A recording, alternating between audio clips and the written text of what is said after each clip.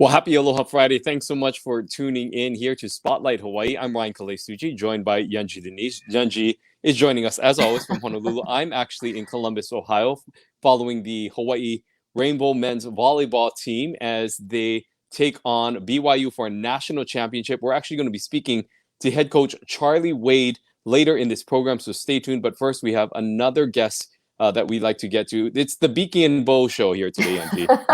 Biki and Bows. We like that alliteration there. Thanks so much, Ryan. Yeah, we're joined this morning by Todd Boulanger, who is the executive director of Biki. This is such an important program in our city, and right now it sounds like it's in some pretty dire financial straits. So, Todd, welcome. Good morning, and tell us what's the state of the program right now. Well, aloha, and thank you for this opportunity. Yes, I mean, Biki Bikeshare, as many and most of your viewers would know, is Honolulu's public bike share system, and we're in our fourth year of operations. The pandemic really kind of knocked the wind out of the system. We were actually originally due to do some very large cutbacks last April, but the city had asked us as an essential mobility service to stay open at full capacity, so we didn't cut any stations.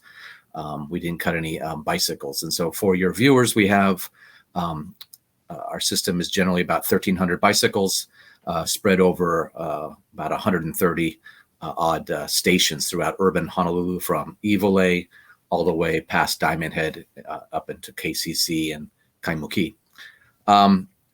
So we were going at a very good clip in our fourth year at the start last January and February. Every year, we've generally had about a 20 to 30% growth in total trips. But then, as you and many of our viewers have experienced, the pandemic hit. And in Honolulu, the lockdowns dropped our ridership by about 68% in that first month of the lockdowns.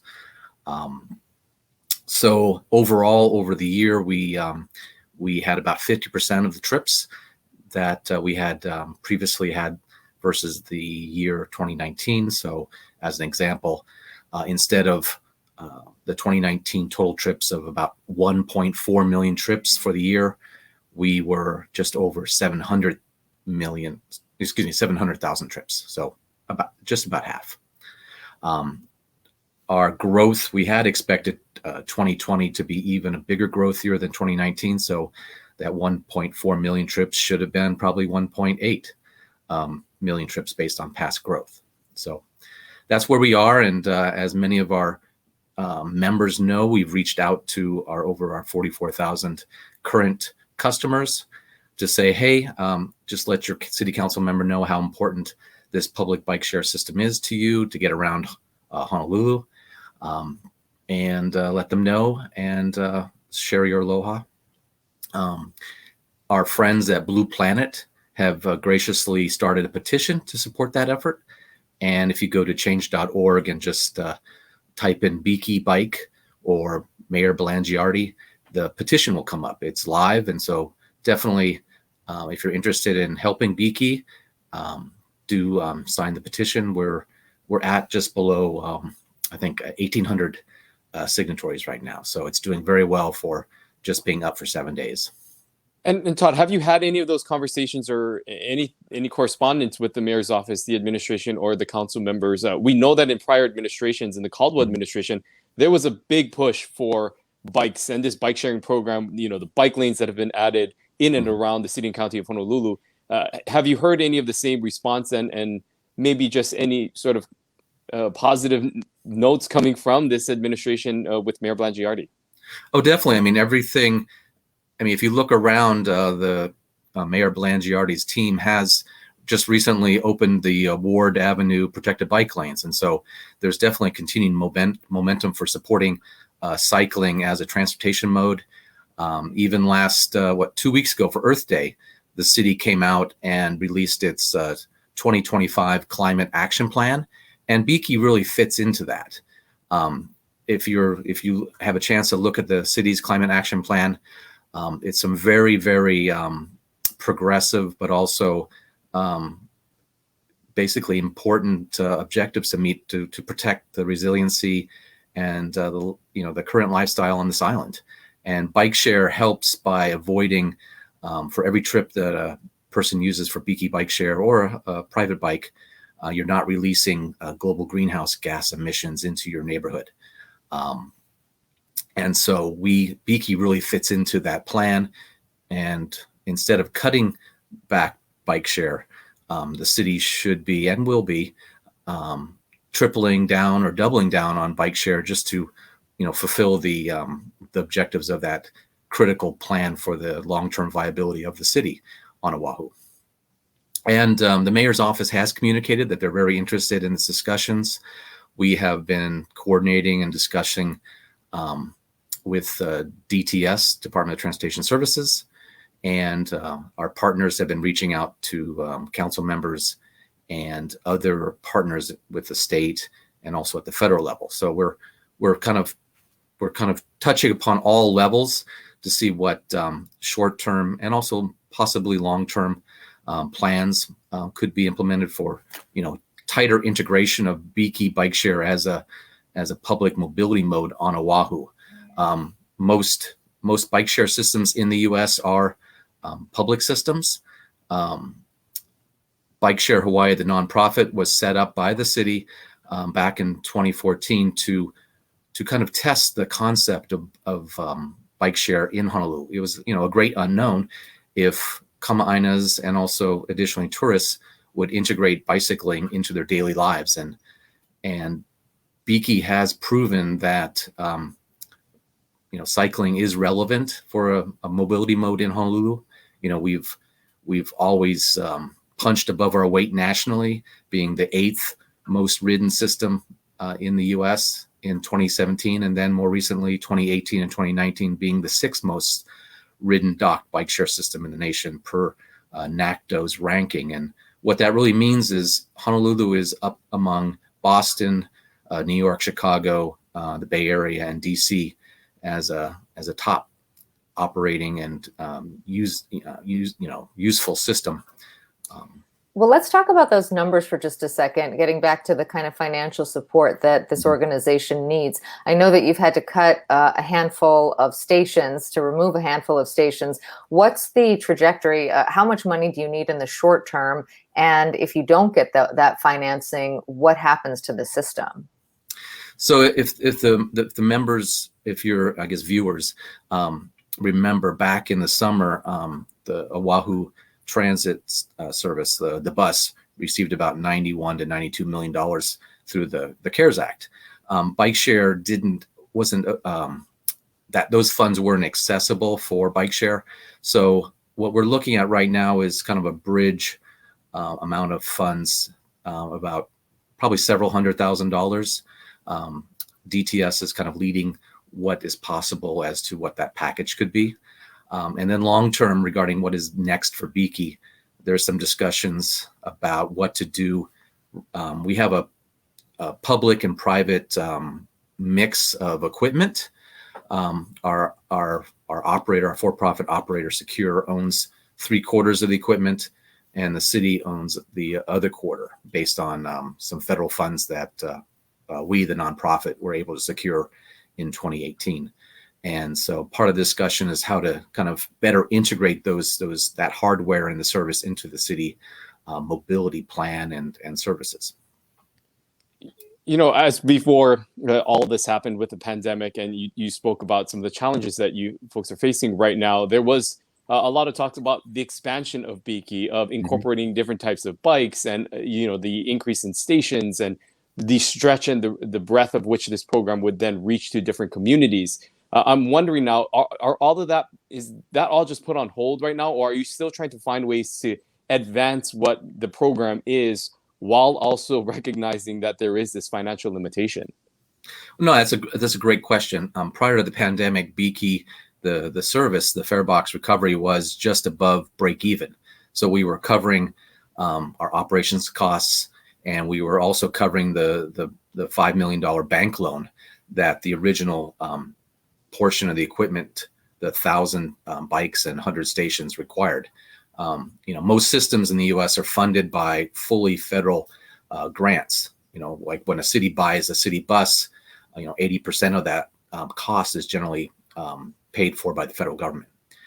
In a sense, Biki has flipped that, and that 3/4 of the system was privately financed. Regarding expansion, we're still talking to partners about potential expansion, but we were hoping to do electric bikes this year. In 2021, we were looking at and discussing with our partners about expanding EVA into Kalihi-Palama, because there are a lot of underserved communities there who could really use access to affordable transportation. Biki Bikeshare passes start at $15 per month for the commuter pass, so that's unlimited 30-minute rides throughout that month. And if you have if you're pre-screened for a low-income access plan, that price drops down to $10 a month. So imagine, instead of paying $70 a month for a bus pass, you can pay $10 or $15 a month for a Biki pass and have some of the similar in-town mobility.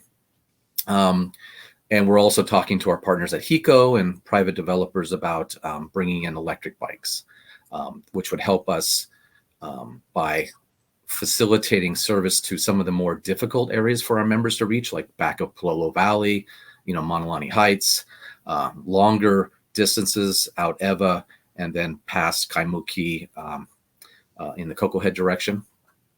Right now we have about an 8-mile service area, going from Evilay to past Diamond Head.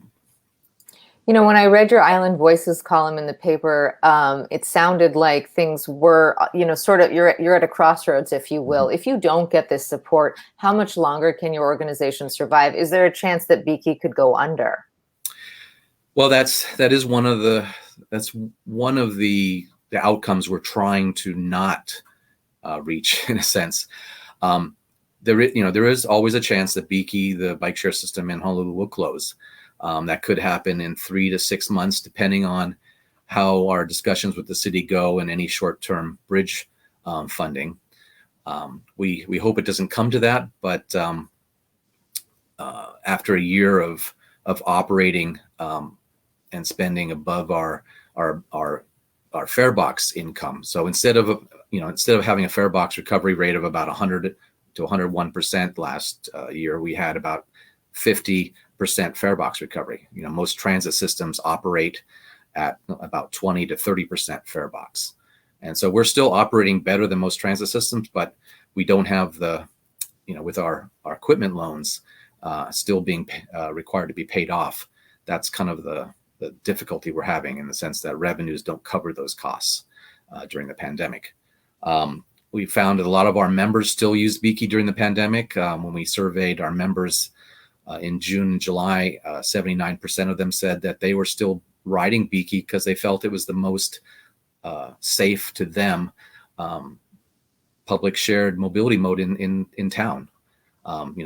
They'd rather get on a Biki than get in a bus or in an Uber or in a taxi. So, we're still providing that service for folks. And, once full tourism comes back, we'll also serve tourists. During the pandemic, the highlight of our service was that about 80% of all of our trips were by members, and thus, local residents still getting around, versus about 65 to 70% during normal times. And so we became even more relevant to our in-town members and voters and Kamainas.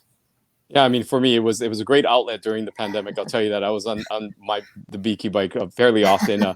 As we wrap up here with time with you, wanted to, again, if people are just tuning in a little late, quickly before you leave, if you can just remind people where they can go if they want to support the program, if they want to get the word out about supporting, where can they go to? So we would ask that your viewers do several things. One, please go to change.org and fulfill the Blue Planet petition to help save Biki. So that's change.org, and search under Biki Bike or Mayor Belangiardi, and then fulfill that petition. Additionally, for our members and those that wish to support Biki, please contact your city council member and just say that, how Biki has helped you get around during the pandemic and what it means to you for your livability in Honolulu. Additionally, we are also working at the state level. So if you would wish to share your thoughts with your state senator or House member, you can also do that. But again, we're really coordinating with DTS and asking City Council to investigate any available funds to kind of help us bridge through this pandemic impact on our service, so that we can continue operating in years 5 and on. Bikeshare is definitely relevant, and we would ask for any help to make it even more relevant to more people throughout Oahu in the future. Okay, well, Todd Boulanger, Executive Director of Biki, thank you so much for joining us this morning. We really do appreciate your time. Aloha, and thank you for your kukua. Thank you. Well, great to hear from him. And, if that is a program that you think is important to the city, he gave us some very specific calls to action and, a warning, if you will. 3 to 6 months is not a lot of time. And without some serious help, it does sound like they're going to have a hard time making it. Yeah, definitely go ahead and check that change.org site out and sign that petition if it is something, and if Biki is a program that you've utilized or plan to utilize. Definitely would be sad to see them go, because it has become a big part of the transportation plan for the scenic county of Honolulu. Switching gears here, I have been talking about it all week long. Of course, I'm here in Columbus, Ohio, following the University of Hawaii men's volleyball team. Joining us now from a conference room a few doors or floors down is head coach Charlie Wade. Charlie, thanks so much for joining us. Thanks for being a part of this. Let's start off by first talking about that big win just last night against conference rival Santa Barbara. Your thoughts about how last night went? Yeah, it went well. Obviously, we thought we executed the game plan well, and guys were pretty fired up to get back on the court for sure. Oh, there's Pat Gassman walking in behind us. Well, Coach, we, so many fans are so excited to watch this. And what's different, of course, about you being there is that you have fans in the stands for the first time all season. Tell us about what is that? I know that it's limited, but what is it like to have that in-person energy? Yeah, it was great. It really was. I know everybody was really looking forward to it. I've said real voices and real faces, and the crowd support for us has been such a huge part of our success for so long, that just having people there, and they're all loved ones and family members, and just it was unbelievable. It really was a special moment. I also want to look back at the year that was in 2020 for this team, and being able to bring back players like Radapar Punuk, Pat Gassman, and Colton Cowell to be a part of this now championship run. Talk to us about the experience of the team during the pandemic. What were some of the things that you folks as a team did to prepare you for this moment during this abbreviated timeout during 2020? Yeah, I mean, the guys pretty much stayed on track. They kept working out, and they kept training when they could, and they were doing, for a while there, it was what I'd call kind of the jailhouse workout. You're just in your apartment, your dorm room, and, doing push-ups and sit-ups, whatever they could. And then when they could get out, and whether it was play beach or go to the park and, just play 2-on-2 on grass. But they just kept training and kept working to get to this moment. That was the dream the whole time, that they, wanted to get here and wanted to make sure that when they did, they were in the best shape possible to win. So we're really looking forward to the opportunity tomorrow. I think a lot of fans will be curious about just what it's been like with COVID-19 getting up there, the protocols that you've had to follow, and sort of what the away game experience is like. Can you walk us through a little bit of that?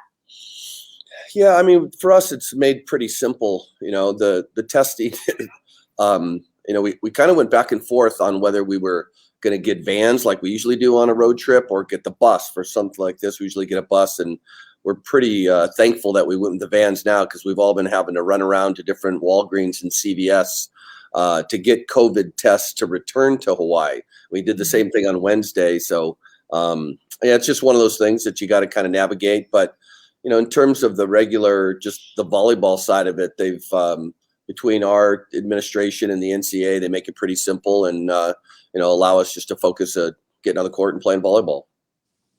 Earlier this week, Radapar Punuk was named the AVCA National Player of the Year, the third player in UH history to get this honor and distinction. Talk about what he means to this team, and how you feel about his progress over his career during it at UH.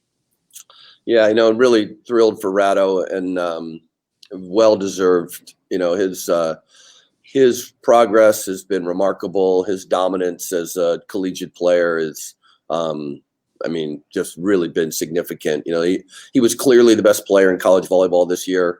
You know, the numbers he put up night in and night out were really impressive. And, you know, he's really bought into the program and the whole kind of idea of doing your best in everything. You know, he has a degree, a business degree from Scheidler, and he's finishing a master's, and he's been a really good student the whole time he's been here. So, you know, we just couldn't be more proud of him. And, you know, while, you know, he tries to deflect the, you know, the acknowledgement of his, you know, his success, it is well deserved, but I do know that he would trade all of the individual recognition for tomorrow's championship for sure. Well, speaking of the championship, tell us about what you think the biggest difference is between the team that you're leading right now and the 2019 team that also made it to the national championships. I mean, I think this group's just been through a lot, right? I mean, and it is an advantage to be another year older and smarter and stronger. And these guys have been really resilient. You know, they've been here a long time, but they've been through a lot, both good and bad. And every step of the way, they've, you know, continue to stay focused on the things they can control. And, you know, I think we're going to be pretty dialed in for tomorrow. Let's talk a little bit about that matchup against BYU. You know, obviously a talented team that you'll be going up against with the Cougars. What are you telling your team heading into tomorrow's big match? Yeah, I mean, it's, you know, a lot of familiarity on both sides. So I don't think there's going to be any surprises. Both teams got a lot of good players, and it should be really high level and really competitive. And, you know, for us, it's, you know, just do what we do to the best that we can, right? You know, if we're in control of the serve and pass game, then we'll end up winning. And I think that goes for both teams, you know, and we feel there's, you know, some things that we have an advantage in and can exploit. And, you know, we'll look to be the best version of ourselves and bring that championship home. You know, given the year that 2020 was and just what your team, you know, you referenced what they went through, getting to this level at any year is meaningful, but it has to be especially meaningful this year. Yeah, I mean, it's been quite the journey. You know, we thought, I mean, the way last year ended, we had just played BYU and beaten them in an epic 5-set match in front of a sold-out crowd, the Stan Sheriff Center. So there is some kind of poetic justice to us getting back this year, because we've been the two best teams for the last 2 years, and I don't think either team would, you know, take for granted to get back to this moment, because there are so many good teams, and it is hard to you know, win all the way to get here. But I think it is fitting that these two teams are going to play for a championship tomorrow. You know, you look back at this championship run, and when you just look back at your career, now you've been in this position over 10 years now, in this role as a head coach, and to where you've gotten this team now back in the national title match. How long of a process has it taken you to get this program back to this level? When you think about it, and how hard is it to maintain being, you know, one of the top elite teams in the country year in and year out, given the fact that you've had to take this program from where it started to where it is now? Yeah, well, thank you. That's, you know, it's certainly from the beginning, it was a kind of a long-term goal, and tried to, you know, build for sustained success, not just, you know, like, you know, a kind of be really good in the moment. You know, we've built this on, like I said, trying to put a foundation in that's going to allow us to be successful year after year. And that really comes down to the buy-in of the guys, and having, you know, the values and things that we want the guys focusing on a daily basis are things in their control, and really things that are centered around just being a better human, just being, you know, successful in everything you do and how you treat other people. So the buy-in's been significant, you know, and I think that each group that's come through really since that 2015, where we were in the national championship tournament for the first time, and, you know, it might have been 20 years. And then, you know, we've kind of been knocking on the door ever since and been here. So, and each year, each group is kind of built upon the preceding one. And, you know, this group of seniors and these guys, these veterans for us have really laid a nice foundation for the next group, the young guys that we have on the roster now. And one thing that I always tell them, like, you really will have done your job if 2, 3, 4 years from now, these young players are competing at the same level you are. Then you will really have contributed to the program in a meaningful way. I know the fans miss being in the stands at the Stands Sheriff Center. What can you tell us about when that might be possible again? What are some of the conversations that you're having about that? Not soon enough for us. We could have used them against San Diego a few weeks ago. Those decisions are well above my pay grade. I'm just out there trying to help them play volleyball, and other people are making those decisions. Looking at back, we of course are here, but we're hearing about all the support that's coming in from back home in Hawaii, and just the amount of attention that this team obviously has gotten this season and now in these final moments. Just your thoughts on what the fan support has been like during this time of COVID-19 and how they have continued to support this team even while being socially and physically distant. Yeah, really remarkable and incredibly humbling from the beginning. Like I said, we were having great fan support, and like I said, played the last match in a sold out crowd, and there certainly would have been more coming with us hosting the Big West Championship and some really kind of big name opponents on last year's schedule. And then when the announcement came that the season had been canceled and we could bring back this group of seniors, so many people in the community stepped up and donated money, hard-earned money to help fund and bring these guys back. And they've been there for us every step of the way, and so we're, like I said, incredibly just humbled by the level of support we got, and thankful for everything they do. And, that really has been kind of the motivation for us, is to bring that championship home to the people of Hawaii, because we so much appreciate everything they've done for us. Well, we appreciate all that you're doing for us. It lifts our spirits to see the team doing so well. So good luck in the match. And thank you so much for spending some of your morning with us. We really do appreciate it. Thank you. It's almost 5 o'clock. Your afternoon, our morning. Yeah. Thank you. Thank you guys for having me on. Rhino, I walked down here and I was looking around for you.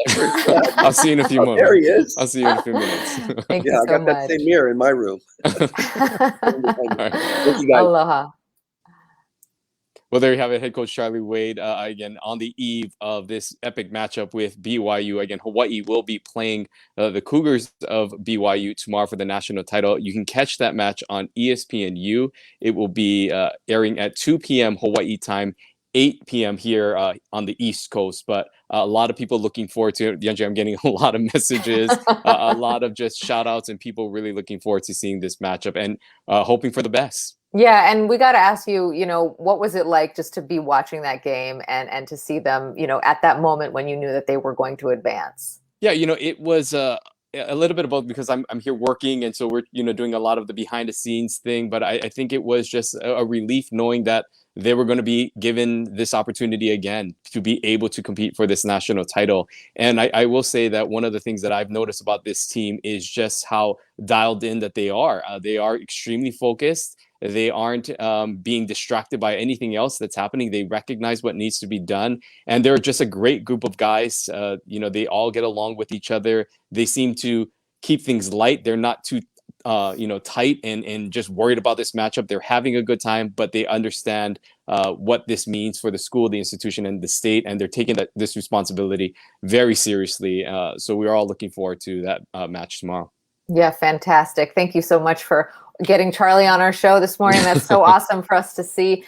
Looking ahead to next week, we've got a jam-packed week and some guests that I think will be getting a lot of attention. Lieutenant Governor Josh Green joins us on Monday, and then we're doing the rest of the week kind of a rail week. Lori Kahikina, who is, of course, the interim CEO of HART, will be joining us on Wednesday, and Colleen Hanabusa will be joining us to talk about her new role that's gotten a lot of attention and what she foresees for the project. We've heard from Mazie Hirono and others that the federal government will likely not be joining us with a bailout. So how do they make up that deficit? Going to be a busy week. But for now, of course, Ryan, we know your attention is in Columbus. That is, but we thank all of you for tuning in and being a part of this conversation. Looking forward to heading home next week and being back there in Hawaii. But thank you all for watching, and we'll see you right back here on Monday for another Spotlight Hawaii. Until then, stay safe and go Bows. Aloha.